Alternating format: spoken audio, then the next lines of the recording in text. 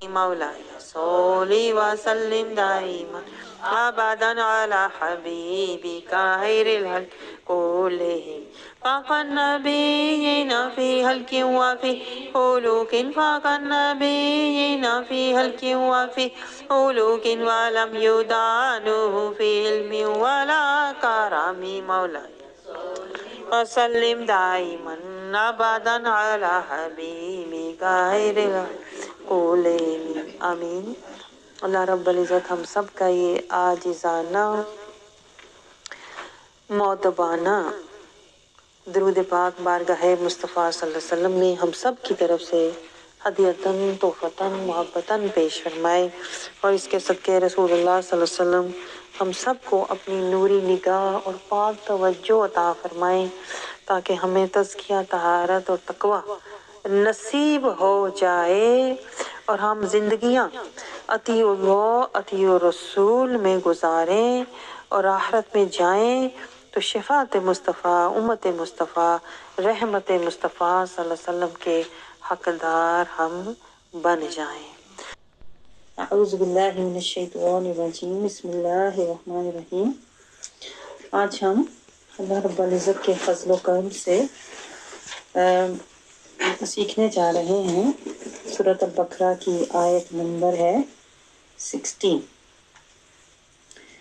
تو آیت کا آغاز ہوتا ہے، اللہ رب العزت فرماتا ہے قرآن پاک میں، اولئک الذین اشتروا الضلالۃ بالہدی فما ربحت تجارتہم وما كانوا مہتدین۔ اولئک یہی وہ لوگ ہیں۔ تو لفظی ترجمے پر میں نے آپ کو پچھلی دفعہ بھی کہا تھا نا، تھوڑا غور کیا کریں تو اردو میں اس کی مماثلت ہے الفاظ کی نا، تو جب آپ اردو میں اس کا دیکھیں گے نا کہ اس کا کیا ہے متبادل اس کے الفاظ، تو پھر جو عربک کی آیت ہوتی ہے نا وہ زیادہ ہمارے لیے سمجھنی آسان ہو جاتی ہے۔ پہلے ہم نے اقرا کیا نا، اب ہم تھوڑا سا تفکر کریں کہ اگر اس آیت پر، تو ہم سوچیں گے اولائکا، یعنی ہر جگہ اللہ تعالیٰ کہتا ہے جہاں بھی یہ آئے گا نا اولائکا، تو مطلب ہوگا وہی اولائکا، یہی وہ اللہ زینہ وہ لوگ ہیں، یہی وہ لوگ ہیں۔ اللہ زینہ ہر جگہ ہوگا لوگ ہیں۔ اشترا یعنی خریدنا، عربی میں کہتے ہیں اشترا، یعنی کہ خریدنے کو کہتے ہیں۔ دلالہ جیسے اردو میں بھی ہم کہتے ہیں دلالہ گمراہی، جیسے اردو میں کہتے ہیں نا ضلالت یا گمراہی۔ بالہدا، دیکھیں با کا مطلب ہر جگہ آئے گا یا بدلے یا ساتھ، با خدا ہدایت، تو جنہوں نے خریدی گمراہی ہدایت کے بدلے۔ فا ہر جگہ ہوگا پس، ما نہیں، پس نہیں۔ ربحت، پس نہیں ہے کوئی فائدہ، ربحت ہوتا ہے فائدہ۔ بس یہ لفظ یاد کر لیں، ربحت کا مطلب ہے فائدہ۔ تجارتہم، ان کی تجارت کا، ان کے جو انہوں نے لین دین کیا ہے، کاروبار کیا ہے، یہ اردو میں بھی ہے۔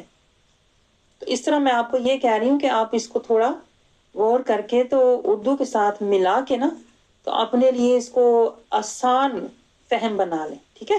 وہ ہر جگہ ہوگا، اور ماں ہوگا جو، کانو جہاں بھی آئے گا، اور نہ تھے، مقتدین وہ ہدایت پانے والے۔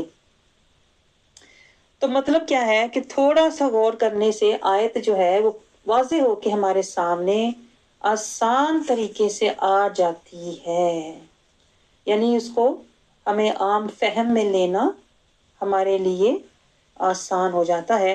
تو پھر اس کا کیا بنے گا با محاورہ ترجمہ، کہ یہ وہ لوگ ہیں جنہوں نے ہدایت چھوڑ کر گمراہی خریدی، تو نہ تو ان کی تجارت ہی نے کچھ نفع دیا اور نہ وہ ہدایت یاب ہی ہوئے۔ یہ اس کا بنا با محاورہ ترجمہ، ٹھیک ہے۔ یہ دو لیول ہو گئے۔ اب تیسرا جو لیول ہے تفکر، تدبر، تفقو،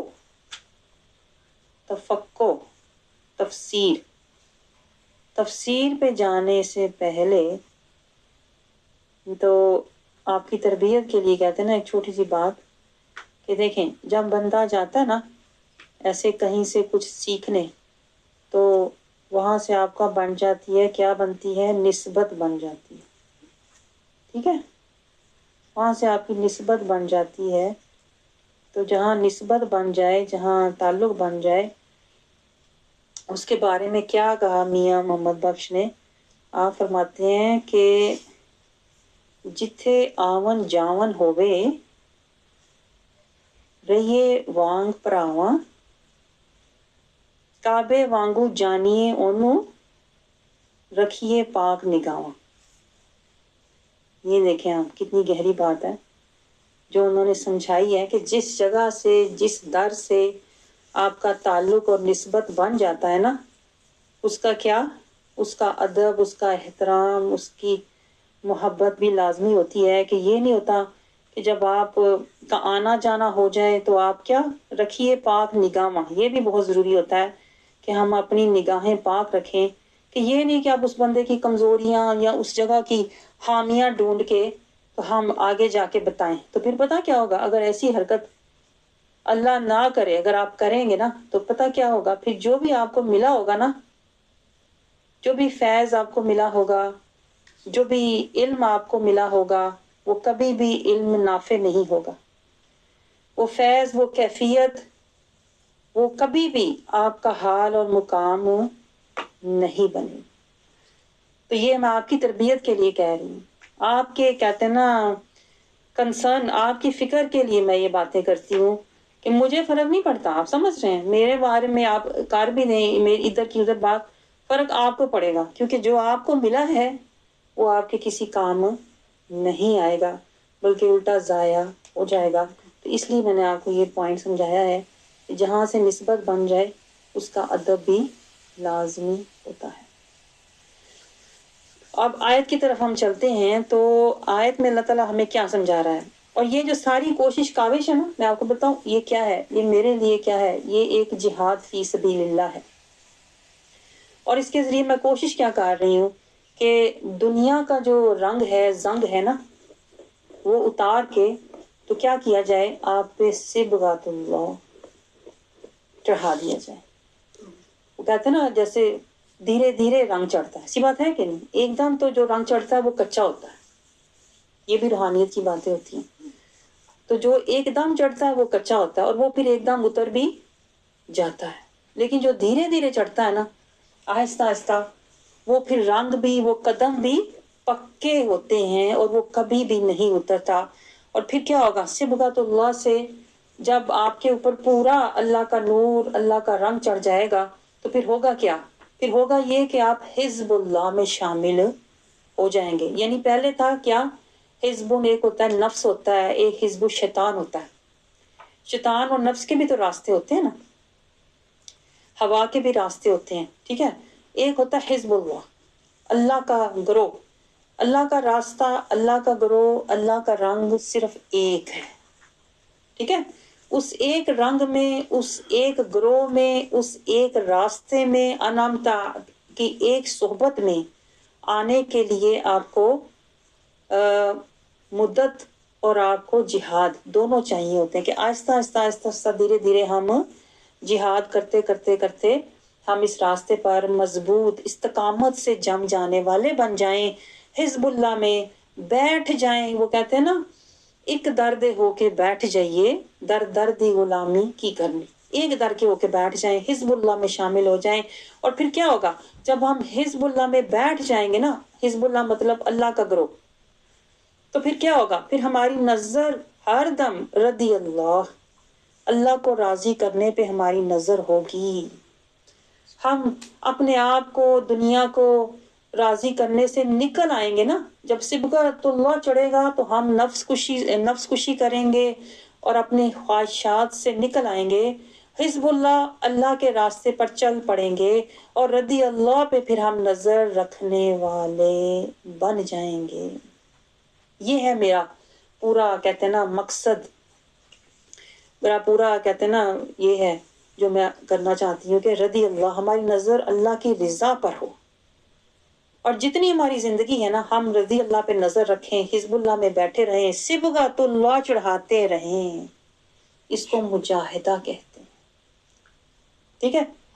اور جتنا صبغت اللہ آپ پر چڑھے گا نا اتنا ہی آپ کا ایمان مضبوط ہوگا، اور اتنا جب آپ حزب اللہ میں بیٹھیں گے نا، حزب اللہ میں، تو آپ کی روح اتنی زیادہ، روح کو طاقت پار اور پرواز ملے گی، ٹھیک ہے؟ اور پھر جتنی آپ کی روح کو طاقت پار اور پرواز ملے گی نا اتنا ہی آپ کی توجہ رضی اللہ پر جمی رہے گی۔ اب یہ جو ساری باتیں میں کہہ رہی ہوں نا، یہ روحانیت کی باتیں ہیں، یہ راہ سلوک کی باتیں ہیں۔ راہ سلوک کا مطلب ہوتا ہے اللہ کی طرف جانے کی جو راستہ ہوتا ہے نا اس کو راہ سلوک کہتے ہیں، اور جو جانے والا ہوتا ہے نا اس کو سالک کہتے ہیں، اور جو لے جانے والا ہوتا ہے اس کو مرشد کہتے ہیں، ٹھیک ہے؟ اور جو لوگ مل کر یہ سب کر رہے ہوتے ہیں اس جماعت کو کہتے ہیں کہ یہ تجاہدوا فی سبیل اللہ والی جماعت ہے۔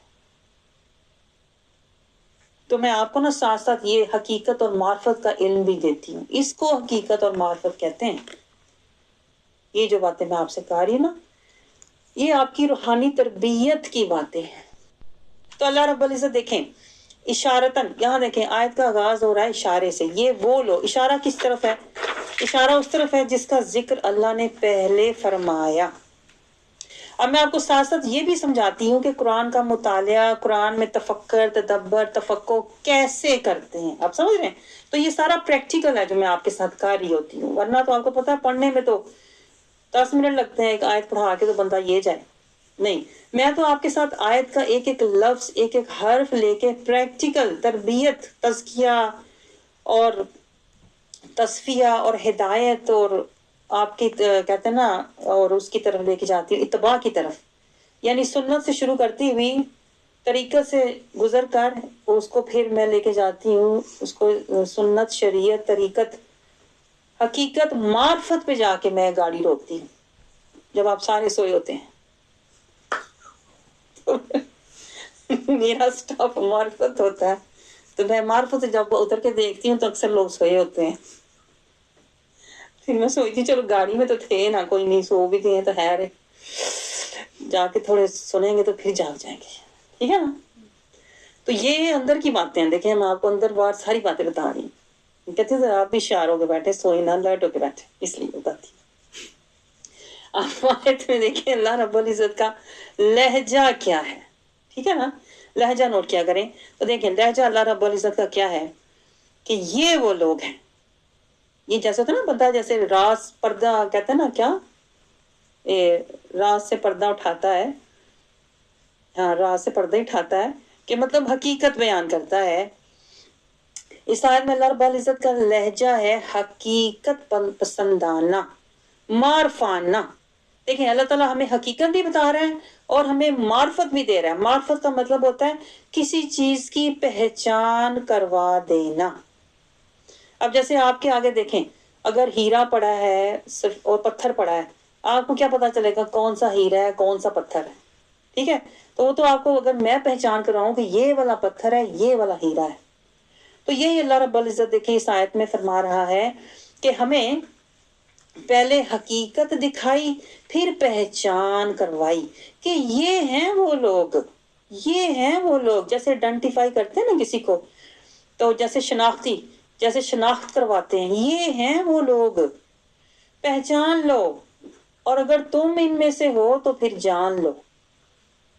دونوں طرح سے اللہ تعالیٰ ہمیں خبردار کر رہا ہے، حقیقت اور معرفت۔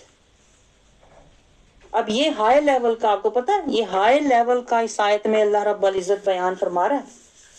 یعنی پہلے جو نارمل آیات ہوتی ہیں وہ کیا ہوتی ہیں؟ سنت، شریعت، طریقت، اور یہاں پہ کیا ہے؟ حقیقت اور معرفت، ہائیسٹ لیول۔ یعنی اللہ تعالیٰ کنکلوژن جب کسی چیز کا پیش کرتا ہے تو اللہ تعالیٰ کہتا ہے یہ ہیں وہ لوگ۔ پیچھے بھی گزرا ہوگا، آپ کو یاد ہے؟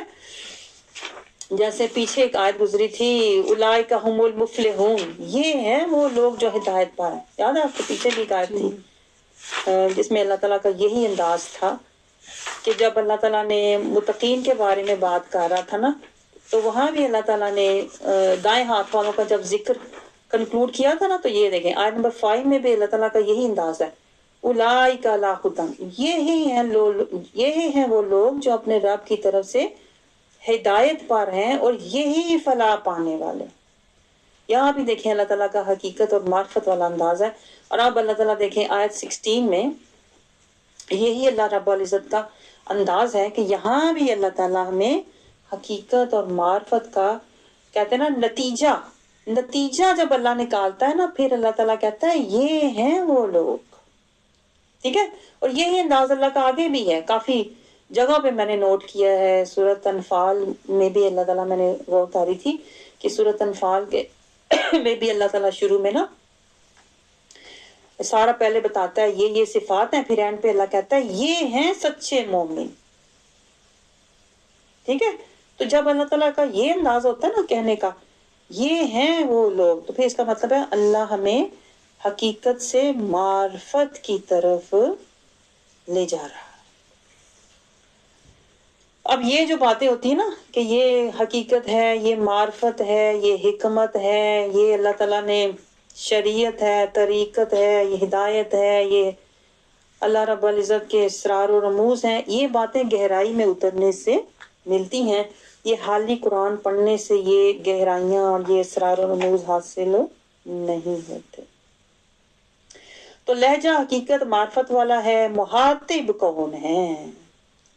मुहातिब वही लोग हैं, यही वो लोग हैं। तो वो लोग कौन से थे? जैसे देखें पहले अल्लाह ताला ने जब जिक्र फरमाया आयत 6 से देखें अल्लाह ताला उनका जिक्र फरमाता हुआ आ रहा है कि वो लोग कौन हैं। अल्लाह ताला कह रहा है कि ये लोग काफरीन हैं, गाफिलीन हैं, जाहलीन हैं, मुनकरीन हैं, मुनाफिकीन हैं, मुफसदीन हैं, ज़ालिमीन हैं, मुजरमीन हैं, काज़िबीन हैं। तो अब अल्लाह कह रहा है ये हैं वो लोग।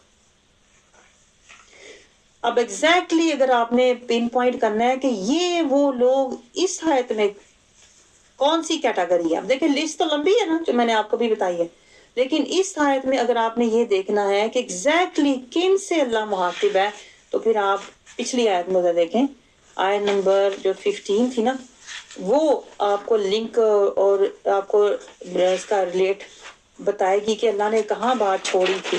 तो अल्लाह ताला कह रहा है, पिछली आयत में क्या कह रहा था, अल्लाह इनसे मजाक करता है और इन्हें मोहलत दिया जाता है और सरकशी में अंधे भटकते फिरते हैं। अब ये हैं वो लोग जिनकी अल्लाह इस आयत में 16 में बात कर रहा है। तो ये कौन से लोग हैं? ये हैं तौगीन, तागूत वाले। तौगीन यानी जो सरकश हैं, जो शैतान की पैरवी कर रहे हैं ना, उन लोगों को कहते हैं तौगीन, तागूत वाले, सरकश। और ये वो लोग और कौन से हैं? अल्लाह ताला कहता है कि ये सरकशी में अंधे भटकते हैं। आयत 15 में कहा था ना अल्लाह ने पिछली आयत में, तो अब पता चला ये अंधे भी हैं। तो गोया ये हुए अमीन, आइन से अमीन कहते हैं जो अंधे होते हैं, जैसे कुरान पाक में है ना सुम्मुन बुकमुन उमियुन, अंधे हैं। तो अब जिनकी अल्लाह आयत 16 में बात कर रहा है ना, ये लोग कौन है एग्जैक्टली मैं आपको बताऊं, तौगीन वाले हैं, अमीन है, आइन मीम यानून, अमीन है, अंधे हैं, मन के अंधे हैं। और कौन है? और ये जो लोग हैं ना, ये वो लोग हैं जो मोरदीन का मतलब होता है एराज करने वाले। इन्होंने अल्लाह की आयात और अहकामात से मुंह मोड़ा हुआ है, तो इसीलिए तो अल्लाह इनसे मजाक कर रहा है। नोट करें ये पॉइंट, अल्लाह इनसे मजाक इसीलिए तो कर रहा है कि ये अल्लाह की सब नेमतें लेकर खा पी रहे हैं, अपना ऐशो इशरत में जिंदगी गुजार रहे हैं, लेकिन जो बंदगी का हक है अल्लाह का, जो बंदगी का रास्ता है, जो बंदा बनना था, वो जो अल्लाह ने इन्हें एक काम दिया था वो काम कर नहीं रहे। तो आप देखें इस आयत से मुझे 3 बातें मिली, 3 मुझे कैटेगरीज मिली। आयत 15 से मुझे 3 कैटेगरी के लोग मिले। कौन से? तौगीन वाले, अमीन हैं और मोरदीन हैं। سرکش ہیں، اندھے ہیں اور قرآن سے اعراض کرنے والے ہیں۔ اعراض مطلب قرآن کی آیات کو پڑھتے ہیں لیکن ان میں تفکر اور تدبر اور تفقہ نہیں کرتے۔ اب آپ کو سمجھ آیا؟ یہ جو میں آپ کو پوری لسٹ بتاتی ہوں، یہ لسٹ میں نے کہاں سے لی ہے؟ یہ میں نے کسی سے مولوی سے نہیں پکڑی ہوئی، یہ لسٹ میں نے کہیں سے بنی بنائی نہیں لی۔ یہ لسٹ آیات کی گہرائی میں اترنے سے ملتی ہے کہ ہر آیت میں دیکھیں آپ کو پتہ لگتا ہے اللہ کن سے مخاطب ہے۔ تو جن سے اللہ مخاطب ہوتا ہے نا، وہ کیٹیگری آپ نے ڈھونڈنی ہوتی ہے۔ وہ کون سی کیٹیگری ہے؟ وہ کافرین ہیں، وہ جاہلین ہیں، وہ منافقین ہیں، وہ ظالمین ہیں، وہ مفسدین ہیں، وہ مجرمین ہیں، وہ کاذبین ہیں۔ وہ کون ہیں؟ اسی لیے میں نے آپ سے کہا تھا نا، مخاطب دیکھا کریں کہ اللہ کا مخاطب کون ہے۔ اب دیکھیں پچھلی آیت میں جو مخاطب مجھے نظر آئے وہ کون تھے؟ توغین، امین اور موردین۔ اب یہ تین طبقے ہیں جن سے اللہ تعالیٰ اس آیت 16 میں مخاطب ہے۔ اب آپ نے یہ سوچنا نہیں ہے کہ وہ تو وہ لوگ ہیں جیسے کہ میں پڑھایا جاتا تھا، وہ تو وہ ہیں نا، یہودی ہیں، وہ تو وہ تھے منافقین۔ لیکن آپ نے یہ بھی دیکھنا ہے کہ کہیں آپ تو اس کیٹیگری میں نہیں آتے۔ کیا پتا آپ اسی کیٹیگری میں ہو رہا، آپ کو پتہ ہی نہ ہو۔ نہیں تو اس کو کہتے ہیں کہ قرآن جب آپ پڑھیں نا تو ساتھ ساتھ اپنا محاسبہ کرتے جائیں، جائزہ، اپنا جائزہ لیتے جائیں قرآن سے۔ جو میں نے آپ کو پہلے بھی بتایا تھا قرآن کو پڑھنے کا، مطالعہ کرنے کا طریقہ، اس میں یہ سارے میں نے آپ کو سٹیپ سمجھائے تھے، یاد ہے آپ کو؟ محاسبہ، تزکیہ، مجاہدہ، تصفیہ، ہاں۔ تو ساتھ ساتھ آپ نے یہ دیکھتے جانا ہے کہ کہیں میں تو توغین میں نہیں ہوں، کہیں میں تو امین میں نہیں ہوں جو اندھے ہیں من کے، کہیں میں تو معرضین میں نہیں ہوں جو آیتیں پڑھ کے تو منہ موڑے ہوئے ہیں اور آیات میں تفکر اور تدبر اور تفقہ اور تزکیہ نہیں لیتے اور آیات سے ہدایت، نور اور اتباع نہیں کرتے۔ اب میں آپ کو آنیسٹ اوپینین بتاؤں، اگر آپ اس طریقے سے سمجھیں گے نا تو آپ کے ہوش اڑنے چاہیے، پتا کہ آپ بھی اسی کیٹیگری میں آتے ہیں جن سے اللہ اس آیت میں مخاطب ہے۔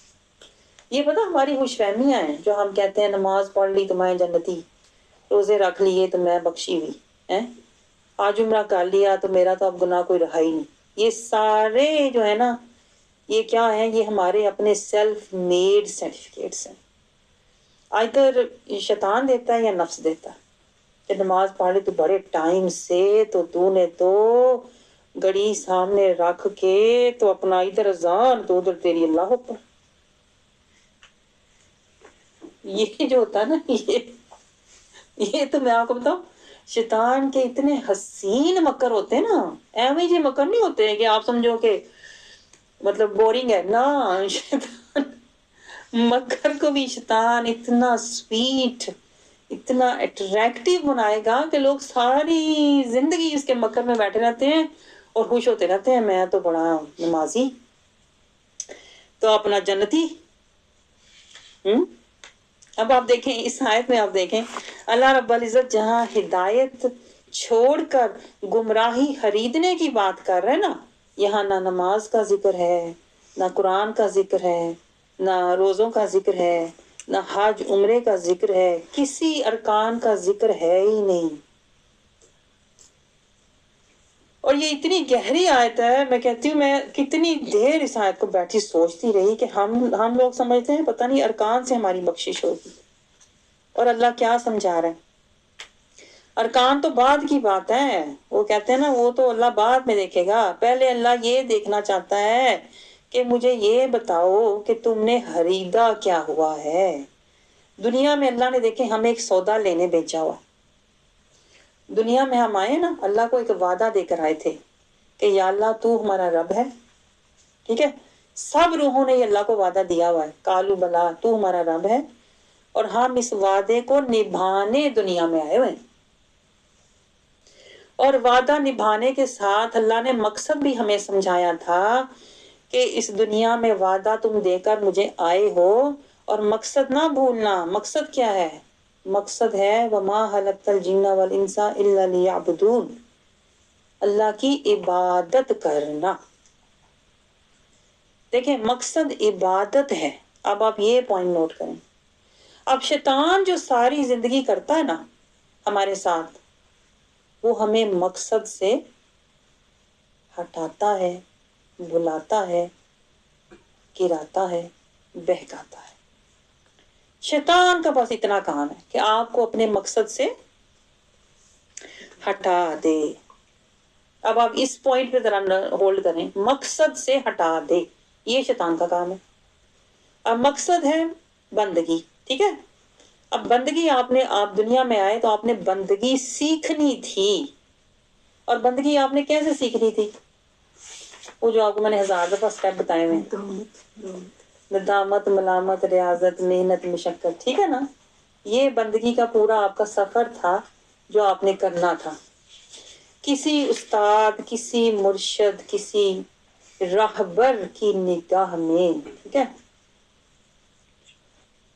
لیکن نہ آپ کو ملا ایسا استاد، نہ آپ کو ملا ایسا مرشد، نہ آپ کو ملا ایسا رہبر۔ تو پھر ہوا کیا؟ پھر ہوا پتا کیا؟ پھر شیطان بن گیا آپ کا رہبر، چھپا ہوا، سامنے ہو گیا نفس۔ نفس کے راستے پہ آپ چل پڑے، نفس کے راستے پہ آپ چل پڑے نا۔ نفس کا راستہ کون سا ہوتا ہے؟ میری خواہشات، میرے جذبات، میرے خیالات، میرے معاملات، جیسے میں چاہوں، جس طرح میں چاہوں، یہ نفس ہوتا ہے، ٹھیک ہے؟ ہم نے اپنی زندگی نفس پرستی میں گزار دی، اور نفس کا استاد پتہ کون ہے؟ نفس کا مرشد کون ہے؟ شیطان۔ اب ہم نے کہہ لیں بے دھیانی، میں تو بے دھیانی کہوں گی، میں آپ کو کہتے ہیں نا، یہ نہیں کہتی کہ آپ نے شعوری طور پہ ایسا کیا ہوگا، تو بے دھیانی میں کہتے ہیں نا، لاشعوری طور پر، لا علمی میں آپ نے کیا اپنے نفس میں زندگی گزار دی۔ ایسا ہی ہے نا کہ میرا جو مجھے پسند ہے، جیسے مجھے پسند ہے، جو میں چاہتی ہوں، تو یہ سارا نفسانی ہوتا ہے، ٹھیک ہے؟ تو ہونا تو یہ چاہیے تھا کہ ہم اپنی زندگی کیا گزارتے کہ ہم قلبی، روحانی، نورانی یہ ہوتا، لیکن وہ تو تب ہوتا نا، ہمارا قلب تو تب روشن ہوتا، تب چلتا جب ہمیں کوئی مرشد، کوئی استاد ملتا۔ ورنہ انسان کیا ہوتا ہے؟ نفس میں ہی زندگی، نفس پرستی میں زندگی گزار دیتا ہے، اور نفس کے کیونکہ نفس کا جو پیچھے ہوتا ہے استاد، وہ شیطان ہوتا ہے، اور جو شیطان ہوتا ہے وہ بندے سے ہر وہ کام کرواتا ہے جو اسے زندگی کا مقصد بولاتا ہے۔ اب نفس جو ہے وہ ساری زندگی ہم سے اپنی مرضی اور خوشی کے لیے ہمیں رلاتا ہے، مرضی اور خوشی کے لیے ہمیں اٹھاتا ہے۔ ایسی بات ہے کہ نہیں؟ جب ہمارا دل کیا ہم کہتے ہیں ابھی میرا موڈ نہیں ہے، ابھی میرا دل نہیں ہے، آج میرا دل نہیں کر رہا، آج میں فیل نہیں کر رہی، آج میرا اٹھنے کو ہمت نہیں ہے، دل نہیں ہے۔ تو یہ کیا ہوتا ہے؟ یہ نفسانی ہوتا ہے بندہ جو اپنے موڈ پہ اور اپنی مرضی پہ اور اپنی خواہش پہ اٹھے چلے، ہلے پھرے۔ آپ سمجھ رہے ہیں؟ جو نفسی بندہ ہوتا ہے وہ اپنی خواہش اور موڈ کا پابند ہوتا ہے، لیکن جو بندہ قلبی اور نورانی اور روحانی ہوتا ہے نا، وہ اپنی خواہش، اپنے موڈ، اپنے خیالات، اپنے جذبات، اپنے معاملات، حالات کو نہیں دیکھتا۔ وہ جو نورانی، روحانی، قلبی بندہ ہوتا ہے نا، وہ پابند ہوتا ہے اللہ کے نور کا، اللہ کے راستے میں مجاہدہ کرنے کا، اور اپنی زندگی کا مقصد پانے کا پابند ہوتا ہے۔ اس کی کوئی منزل، کوئی تعین ہوتا ہے۔ آپ کو سمجھ آ رہی ہے گہری باتیں؟ آج ویسے بہت گہری ہے، پتا میں لکھتے ہوئے سوچ رہی تھی کہ میں سمجھاؤں گی کیسے، لیکن اللہ تعالیٰ اس کو آپ کے لیے ایزی کرے سمجھنا، میں جو آپ کو سمجھانا چاہ رہی ہوں، کیونکہ یہ بہت گہری باتیں ہیں جو آج کی آیت سے ریلیٹ ہیں۔ تو شیطان کیا کرتا ہے؟ ساری زندگی ہمیں نفس کے راستے پر دوڑاتا ہے، جیسے بے لگام گھوڑا نہیں دوڑتا، جس کی کوئی لگام ہی نہیں ہے۔ خواہشات بس اس نے اپنی پوری کرنی ہوتی ہیں، چاہے وہ پھسلے تو چاہے وہ تلکے، چاہے وہ روئے تو تڑپے، اپنی خواہشات میں ہی تڑپے گا۔ اپنے جذبات میں ہی روئے گا، اپنے خیالات کے پیچھے جائے گا. یہ ہوتا ہے نفسی بندہ جس کا شیطان پیچھے راہبر ہوتا ہے. اب ایسا بندہ پڑھتا رہے نمازیں، بیکار ہے، پتہ، کیونکہ وہ غفلت کی نمازیں ہیں، وہ جہالت. اور ایسا قرآن پڑھنا بھی غفلت کا قرآن پڑھنا ہے، کچھ حاصل نہیں ہوتا، نہ ہدایت، نہ نور، نہ اتباع. اور ایسے لوگوں کا میلاد پہ جانا بھی بیکار ہوتا ہے، کیونکہ انہیں میلاد سے بھی کچھ حاصل نہیں ہوتا، کیونکہ وہ نفسی ہوتے ہیں. یہ آج میں آپ کو گہری باتیں بتا رہی ہوں. کیوں میں آپ سے بار بار کہتی ہوں کہ میلاد نہیں، پہلے جہاد کرو. میلاد میں آپ تب جاؤ گے، رسول اللہ صلی اللہ علیہ وسلم سے من آپ کا تب ملے گا جب آپ نے نفس کشی کی ہوگی. آپ سمجھ رہے ہیں؟ تو یہی بات حج عمرے پہ بھی اپلائی ہوتی ہے کہ آپ کعبے کے پاس جا کے تو آپ تب کھڑے ہو نا جب آپ نے کعبے والے کو جاننا، ماننا اور پہچاننا ہوگا. ایسی بات ہے کہ نہیں؟ اور اگر آپ مان کے اندھے ہیں، امین میں سے ہیں، توغین میں سے ہیں، معرضین میں سے ہیں، اور آپ چاہے جون سی مرضی عبادت کرتے رہیں، چاہے وہ نماز ہے، چاہے وہ روزہ ہے، چاہے وہ حج ہے، چاہے وہ زکوٰۃ ہے، ہر عبادت آپ کی غفلت، جہالت، ظلمت میں ہی جائے گی. یہ ہے گہرا، سب سے گہرا نقطہ. آپ سمجھ رہے ہیں؟ کیونکہ دیکھیں پوائنٹ کیا ہے، اللہ تعالیٰ یہ دیکھتا ہے کہ تم کھڑے کہاں ہو. یہ بات نوٹ کریں. اگر آپ صراط الحوا پہ کھڑے ہیں نا، نفس کے راستے پہ کھڑے ہیں، دلالہ کے راستے پہ کھڑے ہیں، تو آپ کی جو ساری باتیں ہیں نا وہ بھی ادھر ہی جا رہی ہیں. یہ ہے سادہ پوائنٹ جو ہمیں کوئی سمجھاتا ہی نہیں. ہمیں پتہ کیا سمجھایا جاتا ہے؟ نمازاں پڑھ لو، اللہ لا خیر صلاح. حالانکہ ہمیں سمجھایا یہ جانا چاہیے کہ صراط المستقیم پہ پہلے آؤ، جم جاؤ، بیٹھ جاؤ، پھر تم یہ عبادات کرنا. لیکن ہماری تربیت ہی الٹ کی گئی ہے ساری زندگی. اس لیے ہمیں کہتے ہیں نا 19-20 کا نہیں ہمیں فرق پڑتا، عبادتیں بھی کرتے ہیں اور بیچ میں ہم نے وہ کہتے ہیں نا حق اور باطل کو ملایا ہوتا ہے. ایک ٹانگ ہماری دنیا میں پھنسی ہوتی ہے، ایک دین میں ہوتی ہے. آدھے ہم دائیں طرف ہیں، آدھے بائیں طرف ہیں، اس لیے ہم کسی منزل پر پہنچ نہیں پاتے. پولو کے بیل کی طرح نا ہم ادھر راؤنڈ اینڈ راؤنڈ ہی جاتے ہیں، اور جو کچھ ہم ڈالتے ہیں نا، جو کچھ ہم نیک اعمال کرتے ہیں اس کو ساتھ ساتھ ہم ضائع کرتے چلے جاتے ہیں. کیونکہ ہمیں یہ نہیں پتا کہ ہمارا راستہ ایک ہونا چاہیے. ہم نے 2 راستے رکھے ہوئے ہیں، دین اور دنیا ساتھ ساتھ جو کہتے ہیں. حالانکہ آج دیکھیں مجھے اتنا گہرا پوائنٹ ملا جب میں یہ لکھ رہی تھی کہ دیکھیں جب آپ صراط المستقیم پر چلتے ہیں، جب آپ ہدایت کے راستے پر چلتے ہیں نا، تو دین اور دنیا ساتھ ساتھ نہیں چلتے، دین اور ایمان. دیکھیں یہ نقطہ مجھے ملا کہ دین اور ایمان ساتھ ساتھ چلتے ہیں. دین کے ساتھ ایمان چلے گا. دین کا راستہ ہوگا تو آپ کی ایمانی ترقی ہوگی. یعنی کیا؟ مسلمین سے متقین، متقین سے کیا؟ مومنین، مومنین سے کیا؟ صالحین، صالحین سے محسنین، محسنین سے مخلصین، مخلصین سے پھر مصطفین، مصطفین سے پھر مقربین. تو یہ ہے دین اور ایمان ساتھ ساتھ چلنا. یہ جو کہتے ہیں دین اور دنیا ساتھ ساتھ چلنا، یہ پتہ کیسے ہونا چاہیے تھا؟ دین، یہ دنیا اور مذہب. اب دیکھیں آپ ذرا گہری بات آج مجھے ملی کہ دلالہ اور مذہب، دنیا اور مذہب تو ساتھ ساتھ چل سکتے ہیں. دلالہ اور مذہب یا دنیا اور مذہب. اب مذہب کیا ہے؟ مذہب ہوتا ہے کہ تھوڑی سی کوئی رسمیں کرنا، رسمیں کرنا. جیسے بچہ پیدا ہوا تو عقیقہ کر لیا، جیسے کہ بندہ مرا تو جنازے پڑھ لیا. یہ مذہب ہے.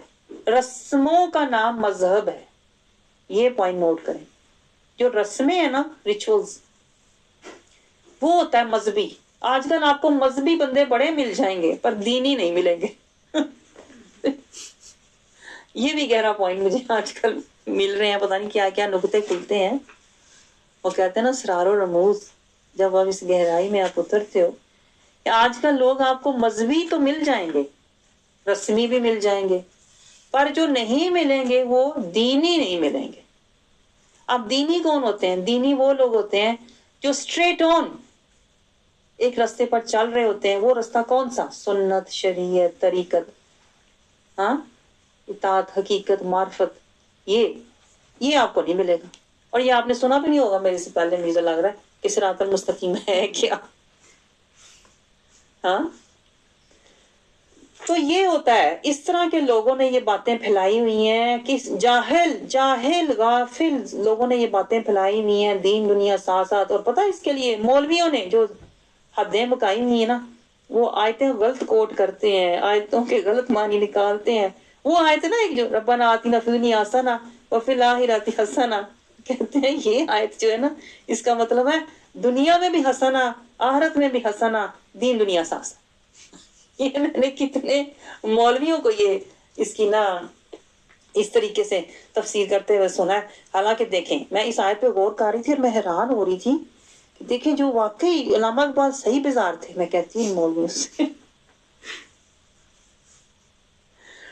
علامہ اقبال تو اتنے تنگ آئے ہوئے تھے مولویوں سے، وہ کہتے تھے مولوی نہیں صوفی بندے کو ہونا چاہیے. اور جو صوفی لوگ ہوتے ہیں وہ صحیح گہرائی سے اس کا معنی نکال کے لاتے ہیں. دیکھیں، ربنا آتینا فی الدنیا حسنہ کا مطلب ہوتا ہے یا اللہ مجھے دنیا میں حسنہ دے دے. حسنہ کون؟ لقد کان لکم فی رسول اللہ اسوۃ حسنہ. حسنہ کا مطلب ذات مصطفیٰ ہے. اب دیکھیں، جن کے پاس گہرائی کا علم نہیں ہے، پورے قرآن کا علم نہیں ہے، وہ ایک ہی آیت پکڑ کے کہتے ہیں او یہ تو دنیا سے ریلیٹ ہے. بھائی دنیا دین ساتھ ساتھ، دنیا بھی چمکے آخرت بھی چمکے، تسی بھی چمکو تے قبر بھی چمکے. میں آپ کو بتاؤں یہ دونوں کام اکٹھے ہونے والے نہیں ہیں. یا تو آپ دو سودے اکٹھے نہیں لے سکتے. آپ یہ ایسا معاملہ ہے، دین دنیا یا آخرت ایک سودا لے لیں. اگر آپ سوچیں، یہ گہری بات سوچیں ذرا، آج آپ سوچیں ذرا، تسی بھی سوچا کرو نا.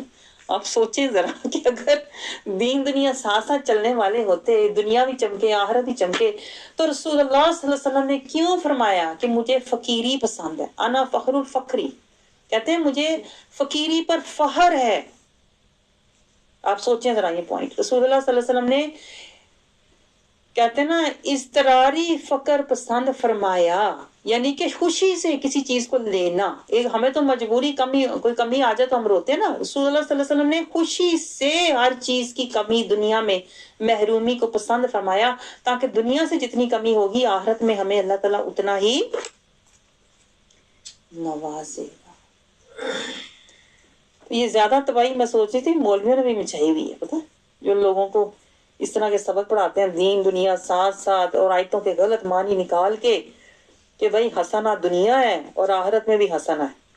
حالانکہ حسنہ ذات مصطفیٰ ہے. پیروی مصطفیٰ کا نام ہے کہ دنیا میں ربنا آتنا فی الدنیا حسنہ، دنیا میں رسول اللہ صلی اللہ علیہ وسلم کے اسوہ حسنہ کو ساتھ رکھو، اس کی پیروی کرو، تو پھر تمہیں ملے گا کیا؟ آخرت میں بھی پھر حسنہ ملے گا. اللہ تعالیٰ پھر تمہیں کہتے ہیں نا قرار دے گا، رہنے کے لیے حسین مکان دے گا. تو یہ باتیں نا گہری باتیں بھی ذرا نوٹ کیا کریں نا، ٹھیک ہے نا. تو اللہ تعالیٰ ہمیں یہ سمجھا رہا ہے، یہ وہ لوگ ہیں جنہوں نے ہدایت چھوڑ کر گمراہی خریدی. یہ کون لوگ ہیں؟ توغین، امین اور معرضین، جو قرآن سے اندھے ہیں، جو من کے اندھے ہیں، جو حقیقت سے اندھے لوگ ہیں، جنہوں نے نفس کا سودا لیا ہوا ہے، خواہشات کا سودا لیا ہوا ہے، جو اپنے من موجی زندگی گزار رہے ہیں، صراط المستقیم کو چھوڑ کر صراط الہوا پہ چڑھ رہے ہیں، صراط الجحیم پہ چڑھ رہے ہیں. انعمت علیہم کی صحبت چھوڑ کر رشتہ دار دوستوں کے پیچھے بھاگ رہے ہیں. تقوی جمع کرنے کی بجائے دنیا کا مال و متاع جمع کر رہے ہیں. قرآن پہ عمل کرنے کی بجائے رواجوں فیشنوں پر عمل کر رہے ہیں. رسول اللہ صلی اللہ علیہ وسلم کا اتباع کرنے کی بجائے اپنی خواہشات اور لوگوں کا اتباع کر رہے ہیں. جو دل میں آیا اس کا اتباع کر رہے ہیں، اور نفس سے مجاہدہ کرنے کی بجائے شیطان کے ساتھ مجاہدہ کرنے کی بجائے دنیا میں فساد کر رہے ہیں. جو اللہ نے مہلت، صحت، فرصت دی ہے، اس کو اپنی خواہشات پوری کرنے میں ضائع کر رہے ہیں. اور اللہ کا ذکر، فکر، شکر، صبر اور توکل میں زندگی گزارنے کی بجائے شیطان کے مکر، تکبر، جکڑ، اکڑ، پکڑ، سحر میں زندگی گزار رہے ہیں۔ اللہ کو راضی کرنے کی بجائے من موجی زندگی گزار رہے ہیں۔ یہ لوگ کون ہیں؟ جنہوں نے ہدایت چھوڑ کر گمراہی خریدی۔ آپ کو پتا ہے یہ اتنا سکیری پوائنٹ ہے کہ دیکھیں یہاں پر نمازیں بھی بیکار ہیں، ایسے لوگوں کی نمازیں بیکار، ایسے لوگوں کے حج روزے بیکار، کیونکہ انہوں نے ہدایت کو چھوڑ کر گمراہی خریدی۔ یعنی ہدایت، قرآن سے ہدایت لینے کی بجائے انہوں نے نفس پرستی خریدی، یعنی ہدایت کے راستے پر چلنے کی بجائے یہ اپنی خواہش کے راستے پر چل رہے ہیں۔ لا الہ الا اللہ کہہ کر الا اللہ پہ کھڑے نہیں ہوتے، نہ محمد رسول اللہ کی پیروی کرتے ہیں۔ اور ایسے لوگوں کے بارے میں اللہ تعالیٰ سورۃ الاعراف میں فرماتا ہے کہ ایسے لوگ علم کے باوجود گمراہ ہوتے ہیں۔ اب دیکھیں کتنے کتنے مولوی میں نے ایسے دیکھے ہیں، بلیو می، کتنے کتنے اسکالرز میں نے ایسے دیکھے ہیں کہ عالم ہونے کے باوجود حقیقت میں جاہل ہوتے، کیونکہ انہوں نے منزلیں مجاہدے نہیں کیے ہوئے ہوتے، اور وہ سنت کے بعد شریعت اور طریقت اور حقیقت اور معرفت کی منزلیں طے نہیں کی ہوتی، تو ایسے لوگ علم کے باوجود گمراہ ہوتے ہیں۔ یہ پوائنٹ نوٹ کریں ذرا۔ اور آج کل لوگ سرٹیفکیٹ دیکھتے ہیں۔ میں اسی لیے تو آپ کو کہتی ہوں کہ سرٹیفکیٹ بیکار ہیں۔ اگر آپ نے مجاہدے نہیں کیے، اگر آپ نے ریاضتیں نہیں کی، اگر آپ نے منزلیں طے نہیں کی، اگر آپ نے روحانی ترقی نہیں کی، اگر آپ نفس امارہ سے نکل کر رادیہ مردیہ تک نہیں پہنچے، تو سرٹیفکیٹ جو آپ لیے بیٹھے ہیں اس کی تو کوئی ویلیو ہے ہی نہیں۔ نہ قبر میں نہ حشر میں کون آپ کا سرٹیفکیٹ دیکھے گا؟ کسی یونیورسٹی سے آپ نے کون سی ڈگری لی، کون پوچھے گا؟ اللہ تعالیٰ کو تو قلب سلیم چاہیے، اللہ تعالیٰ کو تو نفس مطمئنہ چاہیے۔ سی بات ہے کہ نہیں کہ اللہ یہ کہے گا کون سی یونیورسٹی کا سرٹیفکیٹ لے کے آئے ہو، الازہر یونیورسٹی کے، مدنی یونیورسٹی کا؟ وہ تو بیکار کی بات ہے نا۔ پھر یہی تو بات ہے جس میں شیطان ہمیں الجھا کے رکھتا ہے، گمراہ کر کے رکھتا ہے، بھٹکا کے رکھتا ہے کہ فلانا سرٹیفکیٹ، فلانا بندہ، فلانی چیز، فلانا۔ تو اصل جو چیز مطلوب ہے اس سے شیطان ہمیں ہٹا کے رکھتا ہے، وہ کیا ہے؟ کہ وہ ہے کہ ہم بندگی کا سفر کریں، بندہ بنیں اور عبادت کے درجے تک پہنچیں، ورنہ کیا ہوگا؟ ورنہ ہماری جو ارکان ہے، نماز، روزہ، حج، زکوٰۃ، ہماری تعلیم ہے، ہمارا جو دنیا کا سٹیٹس ہے، وہ ہمارے کسی بھی کام آنے والا نہیں ہے۔ آپ دیکھیں نا، سودے کی بات ہے، یہ ہے وہ باتیں جب میں آپ سے ہر دفعہ کہتی ہوں کوئی تو سودا لو، اللہ سے سودا کرو، شیطان سے نہ کرو۔ دیکھیں ایک شیطان سودا کرتا ہے، آپ کو پتا ہے یہ بات؟ شیطان بھی ہم سے سودا کرتا ہے، کس کا؟ خواہشات کا۔ شیطان کہتا ہے تیری خواہشیں پوری ہوں گی، تیرے سارے خواب پورے ہوں گے، تجھے جو تو چاہے گا تجھے ملے گا۔ یہ شیطان کا دھوکے کا سودا ہوتا ہے جو شیطان ہمیں دیتا ہے۔ لیکن ایک سودا وہ ہے جو رحمان ہمیں دیتا ہے۔ رحمان کے وعدے سچے، رحمان کا سودا بھی سچا، اور شیطان کے سارے وعدے بھی جھوٹے، اور شیطان کا جو سودا ہے وہ گمراہی کا سودا ہے۔ اور آپ کو گہری بات بتاؤں، میں کہتی ہوں سودا کرنا ہے نا تو اللہ کے ہاتھ کرو، سودا کار تو آپ رہے ہو۔ اب دیکھیں ہر بندہ اس دنیا میں جو آیا ہے نا وہ کیا کر رہا ہے؟ وہ خرید و فروخت کر رہا ہے۔ یہ تو اللہ نے اس آیت میں کہا ہے، نہ ہوگی تو نہ اس کی تجارت ہی کچھ نفع دیا، تو نہ ان کی تجارت نے انہیں کچھ نفع دیا۔ اس کا مطلب ہے ہر بندہ کوئی سودا کر رہا ہے اس دنیا میں، ہر بندہ تجارت کر رہا ہے، چاہے اس کو پتا ہے یا نہیں۔ یعنی ہم میں سے ہر کوئی یا تو کچھ خرید رہا ہے یا تو کچھ فروخت کر رہا ہے۔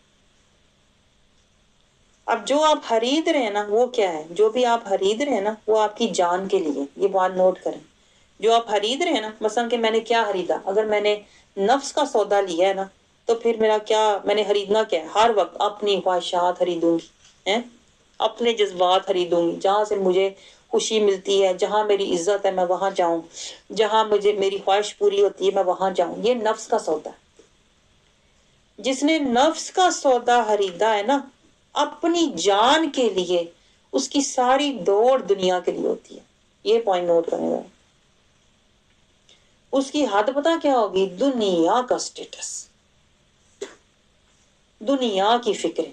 ٹھیک ہے، دنیا کے چکر، دنیا کماؤ، دنیا پاؤ، دنیا لاؤ، دنیا کے لیے جیو، دنیا کے لیے مرو، دنیا کے لیے رو، دنیا کے لیے خوش ہو. اس کا سب کچھ لینا دینا اسی دنیا کا ہوتا ہے. دنیا کا فائدہ، دنیا کا نفع، دنیا کا نقصان، دنیا کا ملنا، دنیا کا بچھڑنا، مفاد، مطلب سب کچھ اس دنیا کا. یہ خریدا کس لیے؟ اپنے نفس کے لیے اس نے خریدا. نفس کا سودا لیا جان کے لیے. ٹھیک ہے، اور فروخت وہ بندہ کیا کر رہا ہے؟ ایسا بندہ خرید رہا ہے تو نفس کے لیے، اپنی جان کے لیے خرید رہا ہے، دنیا کے سودے خرید رہا ہے، نفس پرستی خرید رہا ہے، خواہش پرستی خرید رہا ہے.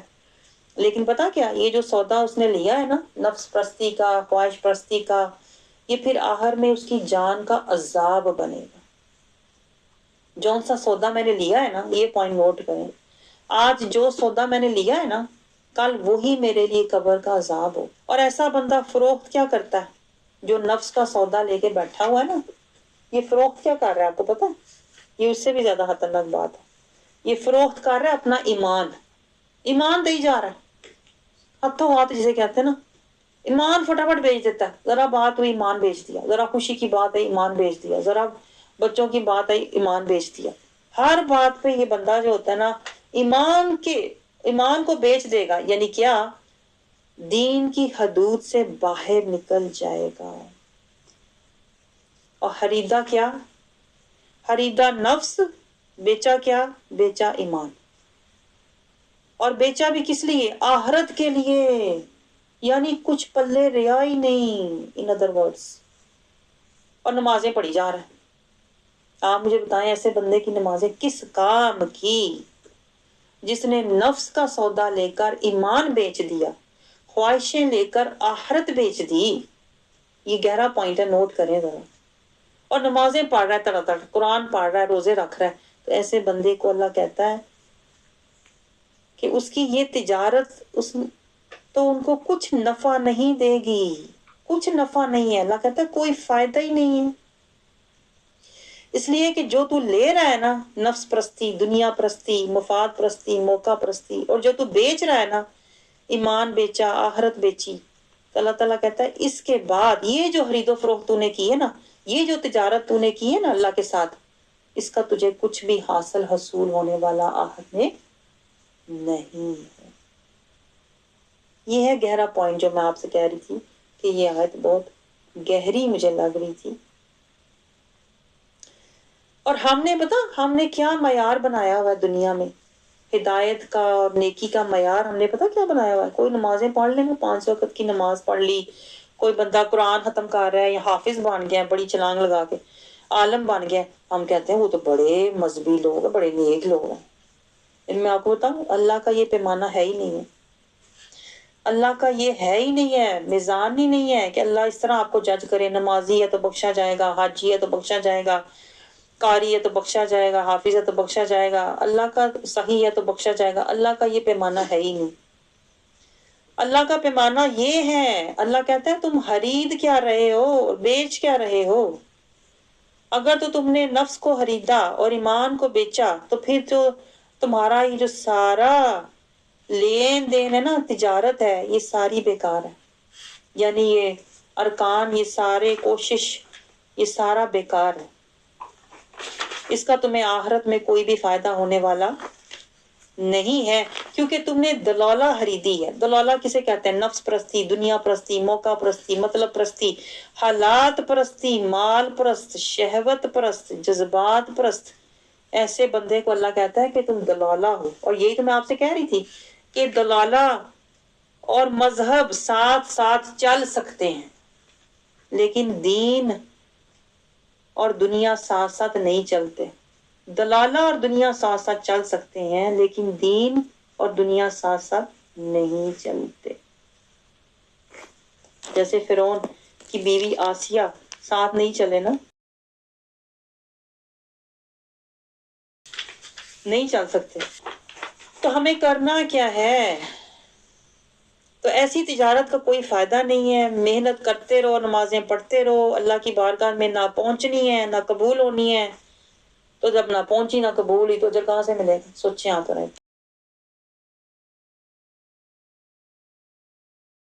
آپ سمجھ رہے ہیں؟ تو تو گڑبڑ کہاں ہوئی؟ جو اصل چیز میں آپ کو بتانا چاہ رہی ہوں، خرابی کہاں ہے وہ میں آپ کو پن پوائنٹ اپ کرنے لگی ہوں. خرابی پتہ کہاں سے شروع ہوئی؟ یہ ساری گمراہی، یہ ساری تباہی، یہ ساری جو تجارت بے مقصد لا حاصل، یہ ساری کیوں ہوئی؟ یہ ساری صرف ایک وجہ سے ہوئی کہ جب ہم نے قرآن کو پڑھا، نہ تفکر کیا، نہ تدبر کیا، نہ تفقہ کیا، نہ تزکیہ لیا، نہ ہدایت لی، نہ اتباع کیا. یہ ساری یہاں سے شروع ہوئی. جب ہم امین بنے رہے، اندھے بنے رہے، جب ہم موردین، اعراض کرنے والے منہ موڑتے رہے، جب ہم قرآن سے منہ موڑتے رہے اور ہم طاغین، شیاطین کی پیروی کرتے رہے انجانے میں، تو اس ساری پریکٹس کا نتیجہ کیا ہوا؟ ہم اس حال کو پہنچ گئے کہ اللہ تعالیٰ کہتا ہے کہ تم نے تو گمراہی خریدی ہوئی ہے. تو اب یہ جو ساری تمہاری تجارت ہے نا، تجارت کا مطلب ہوتا ہے پوری زندگی کی ایفرٹ، اس کا تمہیں نہ دنیا میں کوئی فائدہ ہوگا، یعنی تمہیں سکون نہیں ملے گا، اور نہ ہی آخرت میں تمہیں اللہ کی بارگاہ سے کوئی اجر ملے گا. اور ہدایت تو مل ہی نہیں سکتی، اللہ نے اینڈ پہ ہی کہہ دیا ہے، اور نہ وہ ہدایت یافتہ ہوئے، ہدایت تمہیں پہنچ ہی نہیں سکتی. اس لیے اللہ تعالیٰ دیکھیں، جو میں آپ کو بات بتا رہی تھی کہ سودا کرنا ہے تو اللہ سے کرو. آج میں کہتی ہوں آپ اتنے خوش نصیب ہیں، سودا کرنا ہے تو اللہ سے کرو، ٹھیک ہے نا؟ اللہ بھی آج سودا کر رہا ہے، یہ پوائنٹ نوٹ کریں. اور اس میں کہتی ہوں خوش نصیبی پہ آپ اگر جائیں نا تو آپ کا دل کرے گا کہ میں تو سجدے میں سر رکھ کے روتی رہوں ساری زندگی. میں اتنی خوش نصیب کہ آج اللہ کہتا ہے میرے ساتھ سودا کر لو. دیکھیں آج سودا کون کرنے کو تیار ہے؟ آج تو کہتے ہیں نا مالک علی کل شیء قدیر، ذو الفضل العظیم والا، وہ جو خود کو کہتا ہے کہ میں بے نیاز ہوں. یہ پوائنٹ ذرا آپ دیکھیے، میں کہتی ہوں جو اللہ اپنے بارے میں کہتا ہے مالک الملک ہوں، یعنی نہ مجھے کوئی کمی ہے، نہ مجھے کوئی ضرورت ہے، نہ مجھے کوئی حاجت ہے، نہ مجھے کوئی چاہت ہے. وہ رب کہتا ہے میرے ساتھ سودا کرو. اللہ، میں کہتی ہوں اگر آپ کو یہ پوائنٹ کبھی سمجھ آ جائے نا تو آپ تو نا سر پہ پاؤں رکھ کے دوڑیں، اندھا دھند اللہ کی طرف بھاگیں کہ سودا کار کون رہا ہے میرے ساتھ، جس کو نہ حاجت ہے، نہ چاہت ہے، نہ ضرورت ہے، نہ طلب ہے، نہ تڑپ ہے، کچھ بھی نہیں ہے، وہ بے نیاز ہے. اللہ الصمد. آج وہ بے نیاز پکار رہا ہے جس کو کسی کی ضرورت ہی نہیں ہے. سوچیں ذرا یہ پوائنٹ، جو واحد ہے، آحد ہے، صمد ہے، بے نیاز ہے، جو دینے والا ہے، آج وہ پکار رہا ہے. میں کہتی ہوں آپ کو کبھی یہ پوائنٹ سمجھ آ جائے نا، آپ کہیں میں راتوں کو اٹھ کے روؤں، میں آنسو بہاؤں، میں سجدے کروں، میں ترلے کروں، میں منتیں کروں، میں کچھ بھی کروں، میں رب کو مناؤں، اس لیے کہ آج وہ مائل با کرم ہے. آج وہ کہتا ہے کہ تم مٹی لے کے آؤ، میں سونا دوں گا. یہ پوائنٹ نوٹ کریں آپ. کل کو حشر کو کیا ہونے والا ہے آپ کو پتا؟ یہی بندہ تڑپے گا، ترسے گا اور کہے گا کہ کاش یہ ساری زمین سونے کی بن جائے اور میں اللہ کو دے دوں تو میں بخشا جاؤں. تب اللہ کہے گا نہیں، اب نہیں. Its time is over now. Too late.